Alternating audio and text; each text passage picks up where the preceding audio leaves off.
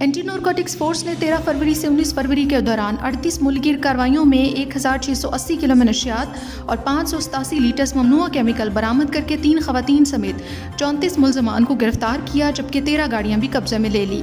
بلوچستان نے 9 کارروائیوں میں 902 کلو منشیات اور 587 لیٹرز ممنوعہ کیمیکل برآمد کر کے ایک گاڑی بھی قبضے میں لے لی۔ خیبر پختونخوا نے 7 کارروائیوں میں 621 کلو منشیات برآمد کر کے 5 ملزمان کو گرفتار کر لیا اور 2 گاڑیاں بھی قبضے میں لے لی۔ راولپنڈی نے 13 کارروائیوں میں 124 کلو منشیات برآمد کر کے 2 خواتین سمیت 15 ملزمان کو گرفتار کر کے 5 گاڑیاں بھی قبضے میں لے لی۔ سندھ نے 6 کارروائیوں میں 20 کلو منشیات برآمد کر کے خاتون سمیت 11 ملزمان کو گرفتار کر لیا اور 4 گاڑیاں بھی قبضے میں لے لی۔ پنجاب نے 3 کارروائیوں میں 13 کلو منشیات برآمد کر کے 3 ملزمان کو گرفتار کر کے ایک گاڑی بھی قبضے میں لے لی۔ تمام مقدمات انسداد منشیات ایکٹ کے تحت متعلقہ تھانوں میں درج کر کے تفتیش کا آغاز کر دیا گیا ہے۔